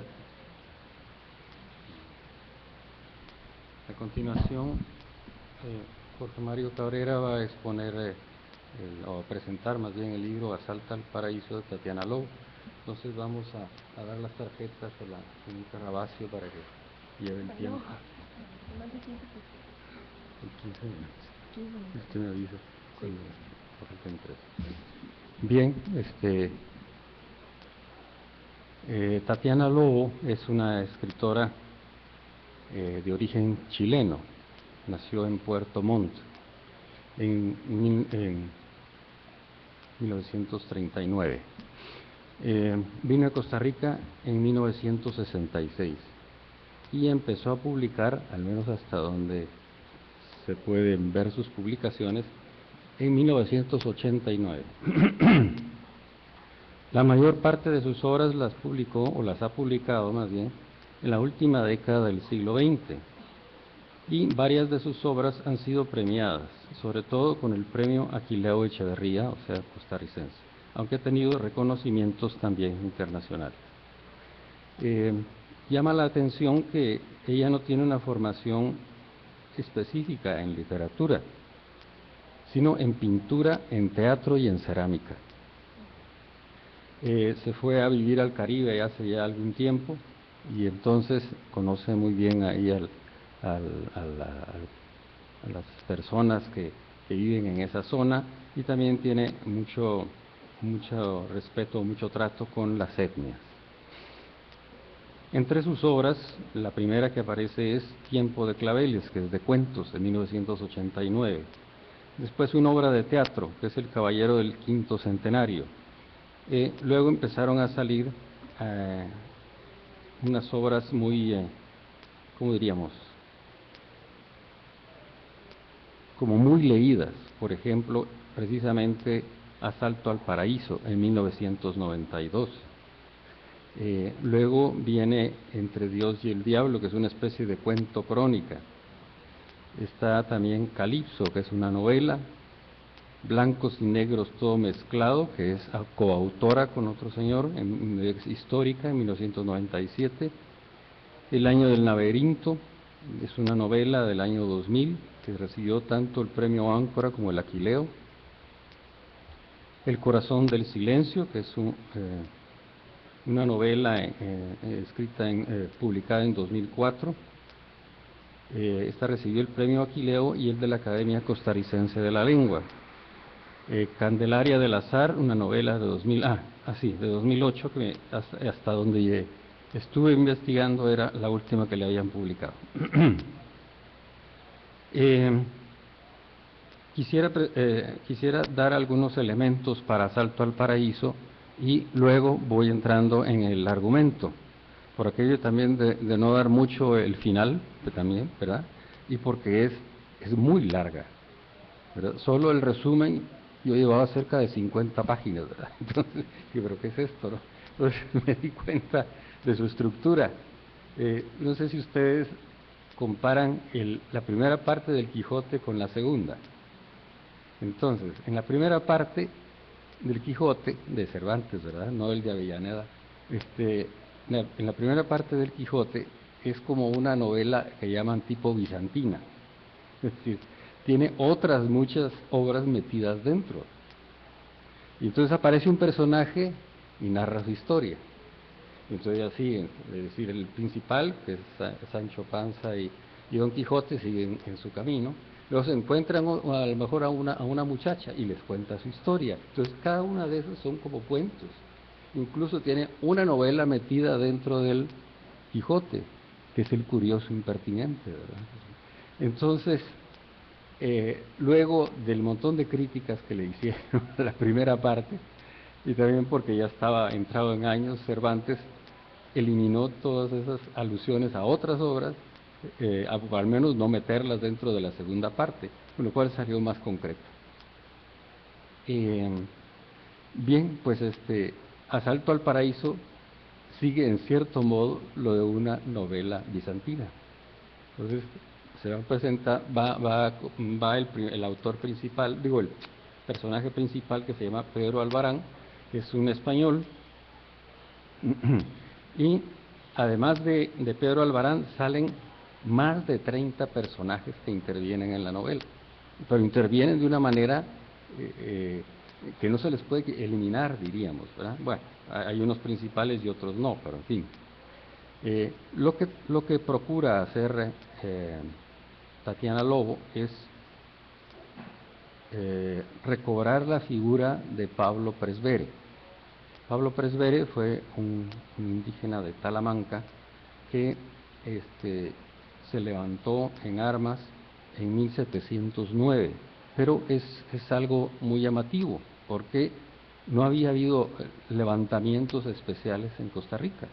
Es decir, cuando llegó cuando llegaron los conquistadores, ya existían varias indicaciones por parte del rey de España de que no se continuara una conquista por las armas, en especial las leyes de Barcelona de 1542. Entonces fue una conquista pues un tanto muy distinta del resto de Centroamérica. En cambio, para evangelizar Talamanca, que era donde se habían metido varias tribus, es decir, la cordillera de Talamanca, empezaron a llegar los franciscanos, porque entonces solo habían estado ellos, los franciscanos, a evangelizar, pero como que no tenían mucho éxito, y a veces regresaban con miedo de que les pudieran hacer algo, ¿no? Entonces pidieron una protección, una escolta de soldados. Bueno, entonces eso es, Presbere está como hablando con uno de sus dioses, así empieza la novela, y luego se pone a hablar con otro personaje que es, como quien dice, el representante de los dioses para esos indígenas.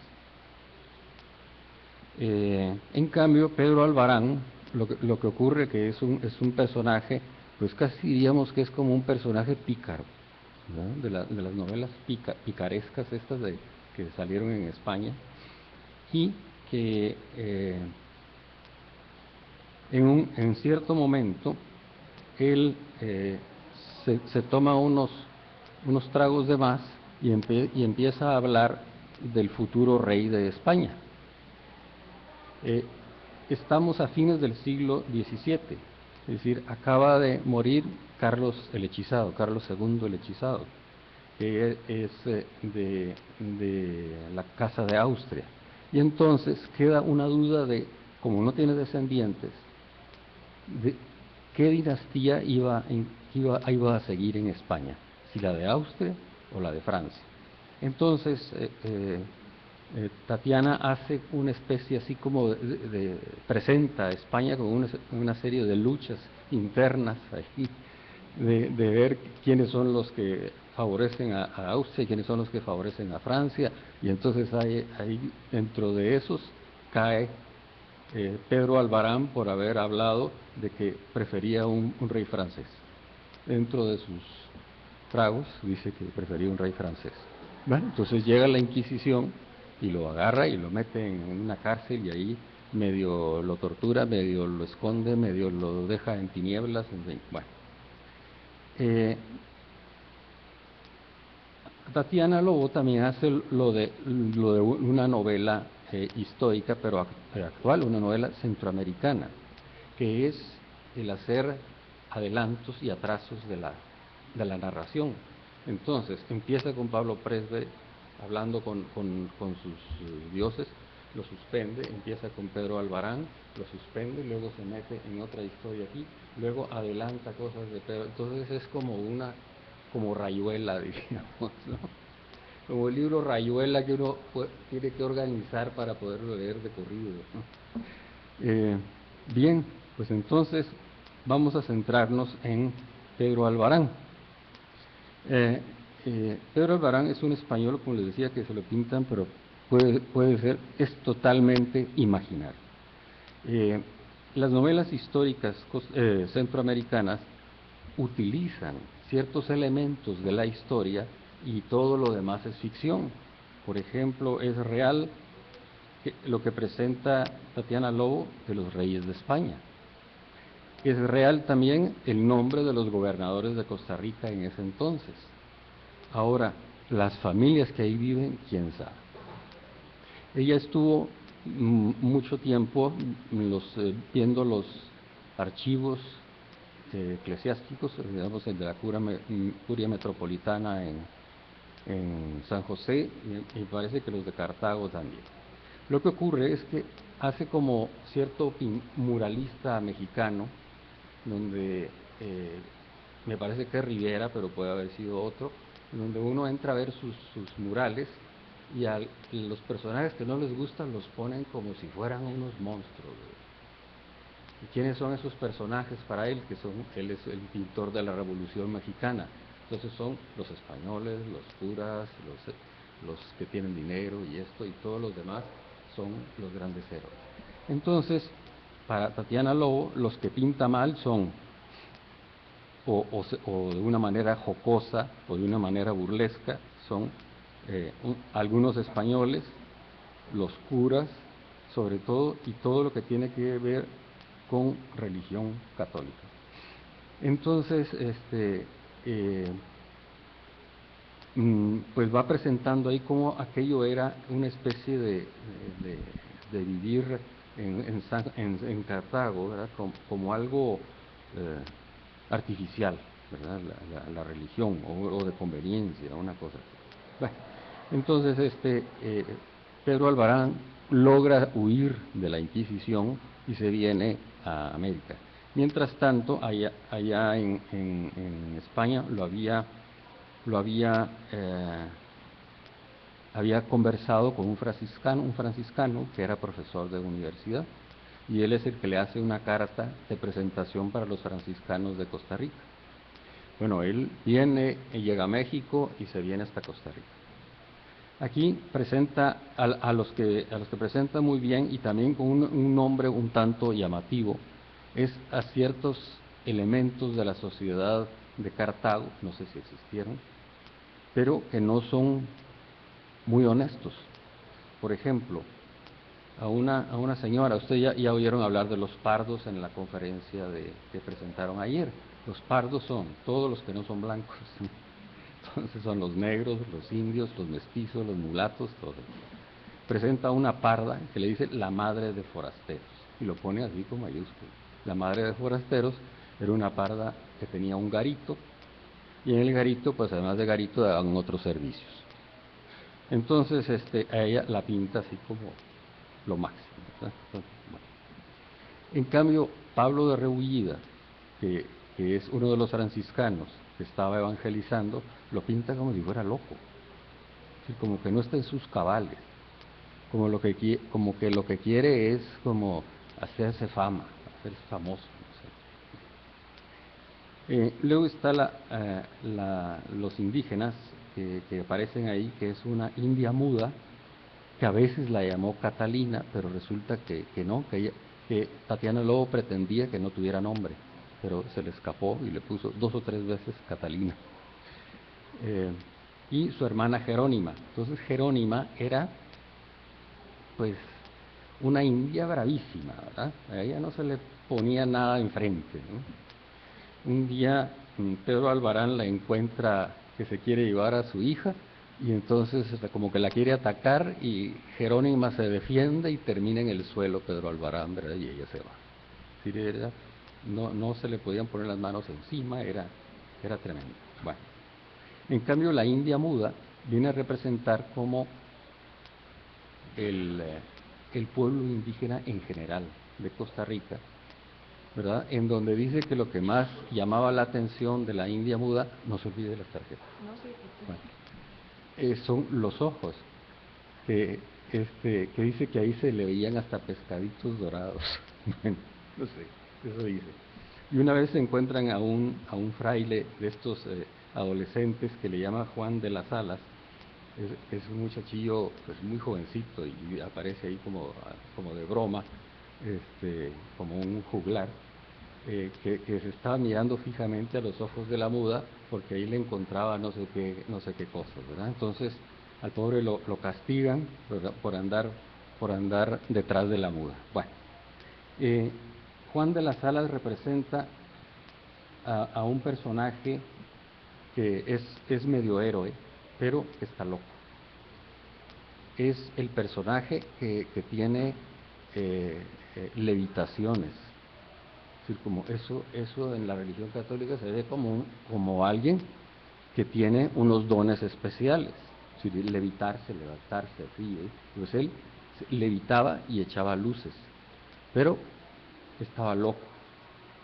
Entonces lo tienen que guardar ahí en un cuarto especial, porque la gente ahí ve luces también, las luces que echa Juan de las Alas. Bueno, entonces se va entremezclando toda la revolución que organiza Presbere con la ida de Pedro de Albarán, la de la India Muda, el romance de la India Muda con Pedro de Albarán, y Pedro de Albarán regresa a Cartago y escribe, él es el que narra ahora todo lo demás. Entonces, también Tatiana Lobo va mezclando narradores, unas veces es Albarán, otras veces es lo que llaman el narrador homisapiente, o como se llama, otras veces es el zapatero el que escribe, otras veces y entonces al final, después de lo que hizo Presbere, que realmente lo que hizo fue pues matar a 2 curas y a las escoltas que llevaban, con toda la sublevación que hicieron, le hacen juicio y lo condenan a ser fusilado, precisamente un 4 de julio. Entonces el 4 de julio de este año salieron por ahí algunos artículos, ¿verdad?, en donde recuerden, ¿verdad?, que el 4 de julio no hay que conmemorar la independencia de Estados Unidos, sino la muerte de Presbere. Bueno, y también salieron artículos, por ejemplo, de un geógrafo costarricense diciendo: Presbere, un héroe indígena. Jamás, ¿verdad? Porque, pues, hombre, por matar a la espalda a un sacerdote que está celebrando misa y al otro, pues, ahí que estaba rezando, y matar a unos soldados que estaban enfermos, pues, no se ve mucho. Bueno, ahí sale el estilo entonces de las narraciones, los valores que presenta, su ideología, y pues el ministro de Educación o sus consejeros han recomendado que se vea la relación lógica en las actuaciones. Bueno, lo que más bien se ve son relaciones psicológicas, y las reacciones de los seres humanos ante diversas cosas, y que muchas veces no son lógicas. Hasta aquí entonces lo de Asalto al Paraíso. Gracias.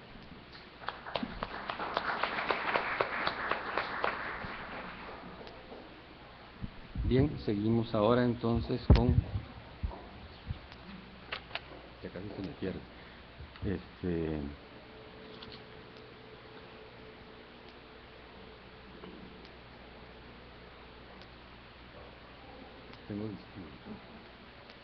Aquí está. Gloria Josefín Iroco. ¿Sí? Bueno, que nos va a presentar de Ana Luisa Anza, Pibe, Chavo y Chaval. Ella viene de la Universidad Autónoma Metropolitana, Unidad de Azcapotzalco, que eso queda muy cerca de la Ciudad de México.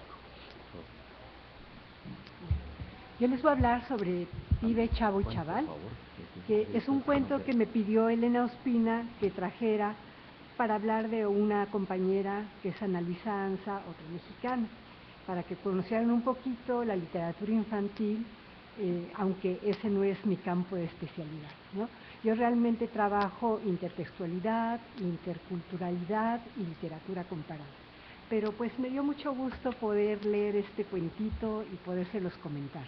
Incluso me dijo que sería bueno que se les diera así como una guía para que también pudieran trabajarlo las educadoras con los niños, ¿no? Bueno, Pibe, Chavo y Chaval. Es un relato de Ana Luisa Anza, que nació también en la Ciudad de México como yo en el año de 1957. Ella es periodista y narradora. Estudió Ciencias de la Comunicación en el Instituto Tecnológico de Estudios Superiores de Monterrey, en la Ciudad de México. Realizó cursos de Historia del Arte, de Humanidades en Florencia, Italia. También estuvo en la Universidad de California en Estados Unidos y en el Colegio de México en la Ciudad de México. Recibió también un diploma en estudios latinoamericanos, se dedicó a los espectáculos, a la cultura, en cuanto a periodista. Y posteriormente ya se dedicó un poco más a lo que es la literatura infantil. Tiene varias obras y yo elegí el cuento de Pibe, Chavo y Chaval, que presenta en la colección Barco de Vapor, en una serie que es la serie anaranjada, el número 17, que es este que traigo, ¿no? Y se recomienda para niños a partir de los 9 años. Esto por el vocabulario que maneja, que son regionalismos que tienen los niños, ¿no? Ahorita vamos a ver qué es. Entonces, pues la anécdota es de unos niños que se encuentran en sus vacaciones, van a una playa en México, y entonces primero, claro, el mexicano se llama Sergio, él está con sus padres, pero como es hijo único, pues con los padres se aburre, porque sus padres se quedan en la playa, lo que quieren sus padres es descansar, pero él como niño pues, está muy inquieto. Entonces los primeros días se va, nada en la alberca, va para acá y para allá. Pero después, como ya está muy aburrido, dice, bueno, voy a ir a la orilla, más para allá, voy a caminar un poquito a la orilla de la playa para ver qué más hay. Entonces primero dice, vio a 2 personas y no sabe realmente quiénes son, ¿no? Después ya se da cuenta que no son unos adultos, se acerca un poco más y se da cuenta que son otros niños que curiosamente coinciden con él en edad más o menos. Entonces ya se acerca un poco más y ve que los otros encontraron una botella. Entonces pues se queda muy intrigado y empieza a ver. Entonces esto es uno de los elementos que generalmente se presenta en un cuento, ¿no? Que debe tener algo de misterio. Como nos decía la mañana Esther, muy temprano, o sea, la primera ponencia, nos decía Esther que la curiosidad es algo que se debe despertar. Bueno, para los niños normalmente son ya por naturaleza curiosos, ¿no? Entonces, mostrarles algo de curiosidad, de misterio, para ellos es como que llamativo, ¿no? Sería el anzuelo para llamar eso. Entonces, se da cuenta que están estos niños viendo el mensaje, se acerca y entonces dice, ¡qué chido! Entonces los otros lo voltean a ver y dicen, bueno, ¿y qué habla, no? Porque no le entienden. Entonces, bueno, qué chido es una expresión que se utiliza coloquial en México, que significa qué padre, ¿no? Entonces él dice, bueno, un sinónimo es qué padre, entonces se quedan niños, bueno, ¿y qué es qué padre? No, tampoco le entienden. Entonces ya después les explica que sí, qué maravilloso, qué estupendo, ¿no? Entonces, bueno, ya empiezan a comentar, como son niños, empiezan entre ellos a platicar, y entonces empieza él a ver el mensaje. Entonces ya ve ahí que dice el mensaje, cerca de la palmera gris, 2, ¿no? Y entonces, digo, aunque en el cuento sí se presenta completamente, dice, cerca de la palmera gris, 2 pasitos para allá, 2 pasitos para acá, y ahí, en el centro del remolino, todo lo que brilla es oro, ¿no? Pero sería bueno una táctica, por ejemplo, dejarles el mensaje incompleto y que los niños lo completaran, ¿no? Esa sería, por ejemplo, una tarea interesante. ¿no? Que aparte de que los motiva a ser creativos, ¿no? Tendrían ahí estarían activos, porque a un niño hay que mantenerlo también activo para que esté presente con nosotros, ¿no? Porque de repente si no, se va. Bueno, entonces ya empezaron a ver esto y entonces dijeron ellos, ay, pues hay que reunirnos después para ver si entre los tres podemos encontrar ese ¿no? Bueno, entonces después platicando se dieron cuenta de que tenían muchas palabras que no coincidían, aunque los tres hablaban español. O sea, son tres niños: Aldo, que es de Argentina; Fer, que es un español; y Checo. Bueno, Checo es el diminutivo, el apócope que se usa para el mexicano, ¿no? Entonces se dieron cuenta de que usaban palabras distintas. Incluso después me gustaría que me comentaran ustedes, pues, cómo los utilizan ustedes, o sea, ustedes qué palabras utilizarían, ¿no? Por ejemplo, para decir dinero, en Argentina, pues entre los niños, coloquialmente se usa la guita; en España la pasta; en México dicen lana, ¿no? Entonces yo no sé cómo utilizan aquí en Costa Rica, ¿no? Bueno, incluso el mismo título del libro es muy llamativo, porque, bueno, pibe lo utilizan en Argentina, como lo hace Aldo; Fernando utilizaría chaval; y Checo utilizaría chavo, sí, ¿no? Pero incluso cuando dice chavito, entonces dice uno de los niños, bueno, ¿y qué es chavito? Ah, pues chaval, dice el otro, ¿no? Y entonces dice, sí, hombre, es chabón o pibe, ¿no? Y el mexicano dice, sí, es chavo, chaval, pibe, chabón, niño, chamaco, escuincle, mocoso, buki, plebe, morrito, huerco. Bueno, es un ser humano menor de edad, en pocas palabras, ¿no? Y incluso se siente muy orgulloso el mexicano, porque ya les mostró cómo se dice en todas las regiones distintas del país, ¿no? En el norte se dice de una manera, en el sur de otra, etc. Entonces, pues digo, es una oportunidad también para que los niños se den cuenta de que el español tiene sus matices y que cambia no solo de país a país, sino también en las mismas regiones de un mismo país, ¿no?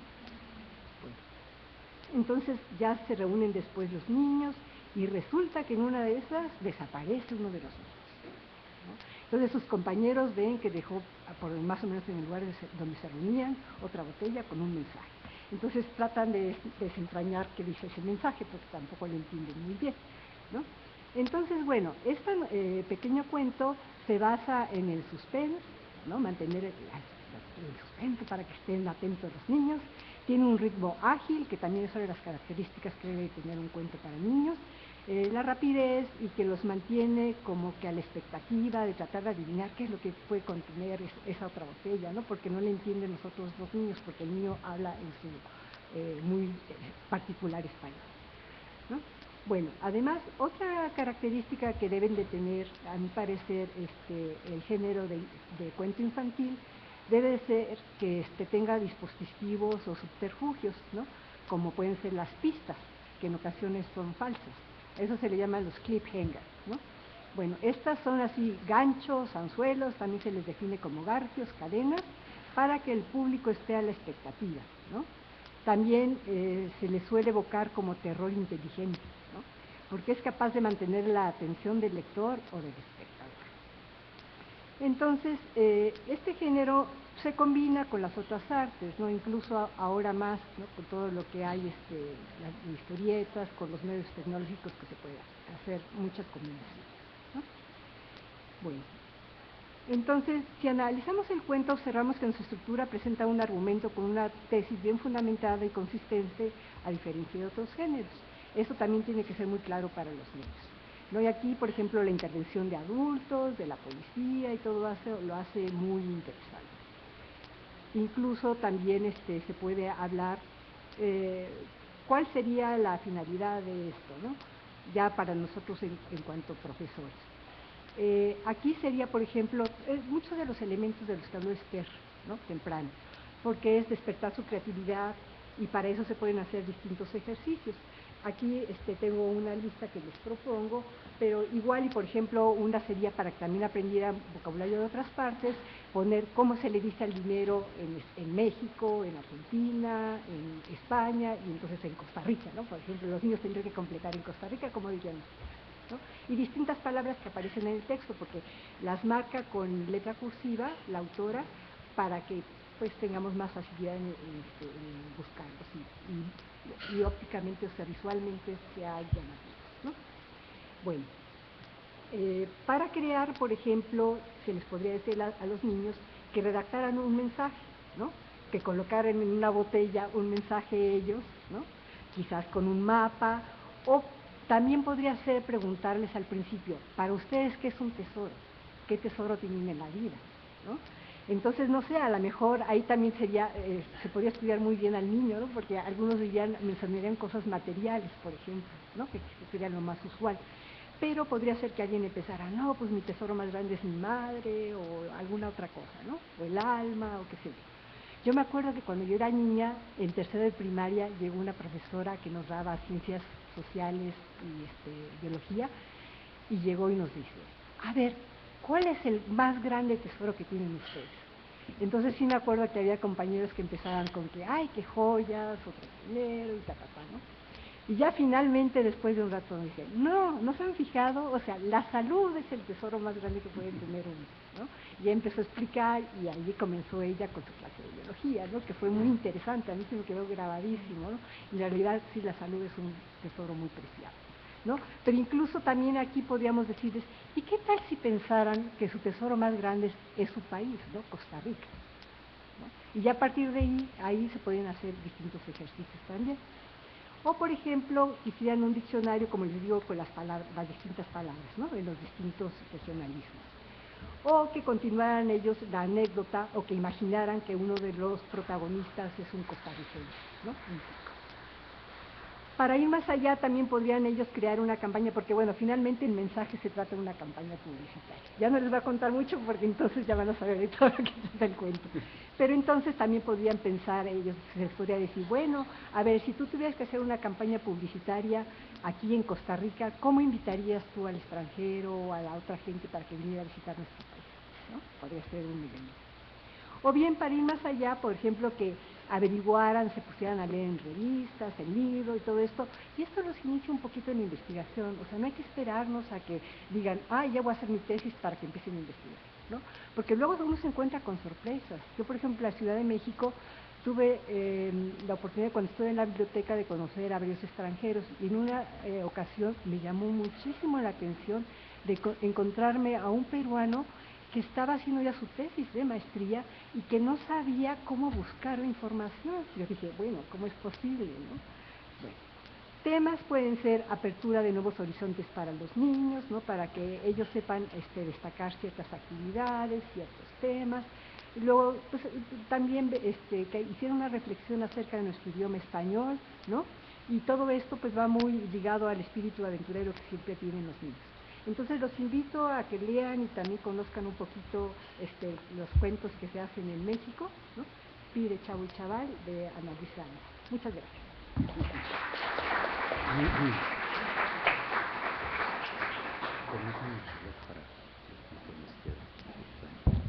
Tenemos unos minutos para preguntas y comentarios del auditorio.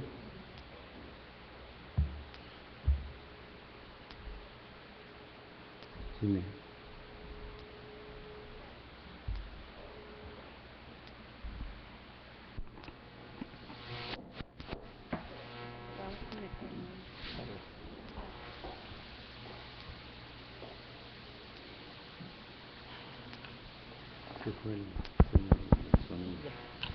Bueno, muy buenos días. Quiero hacer un comentario a la joven Paola. Yo soy limonense de nacimiento y vivo allá todavía en Siquirres, digo exactamente. Y me parece muy extraordinaria el análisis que usted hizo de Mamita Yunay. Yo lamento mucho que ahora en secundaria no nos obliguen a leerlo, es opcional, si usted quiere lo hace, quiere no hace. Porque siempre he considerado esa novela como algo, como usted lo dijo, histórico, que no se debe olvidar. Ningún costarricense debe olvidar lo que pasó en Limón, porque entre más olvidemos, menos vamos a comprender nuestra historia. Como usted bien lo dijo, el costarricense por muchísimos años se consideró 99.99 europeo. Ni los indios ni los negros existían, ¿verdad? Entonces, tapar, creo que lo que está haciendo el Ministerio de Educación, relegar en segundo lugar o en último esta novela, es olvidarnos de nuestra historia.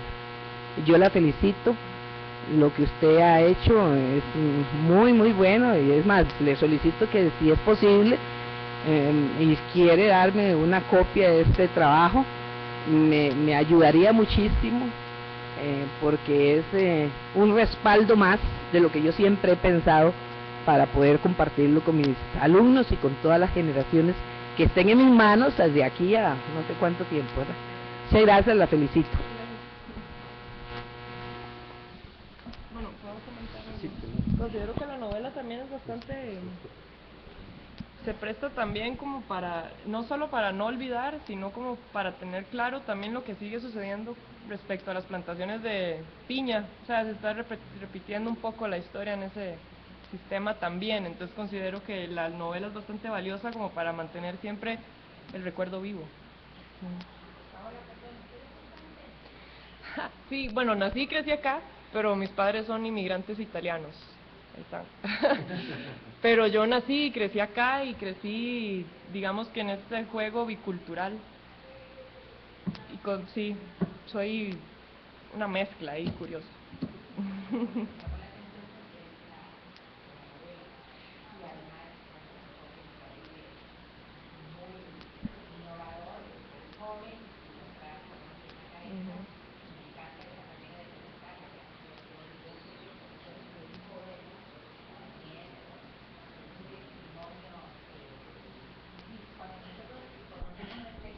Podemos tener más elementos.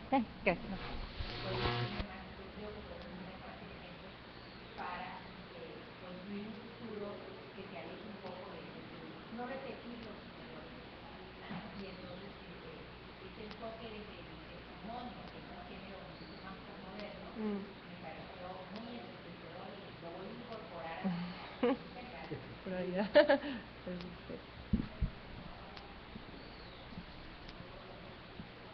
¿Alguien más? Sí, diga. Estaba orientada hacia la mujer en el Caribe inicialmente. Sí, bueno, actualmente estoy empezando mi investigación doctoral y me centré en las autoras, bueno, partí desde ahí, pero seguramente el corpus lo va a cortar. Tatiana Lobo, Ana Cristina Rossi y sus novelas, nueva novela histórica, y las tres poetisas del Caribe, Eulalia Bernard, Shirley Campbell y Delia MacDonald. Y me interesa ver cómo ellas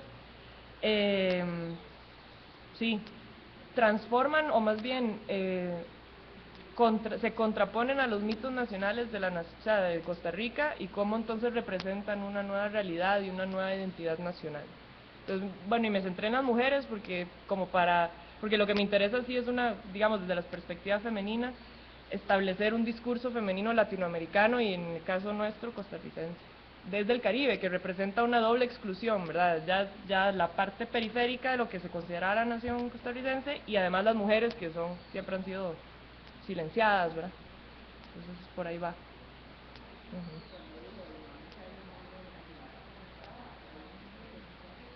No, ellos no están o sea, en Mamita Yunay la mujer no existe, es solamente un adorno o un comentario de paso, pero como dije, es que cada autor es también a veces una mirada tributaria de una época, ¿verdad? Claro, totalmente. Sí, claro. O sea, no es una mujer fuerte ni menos, claro. Sí.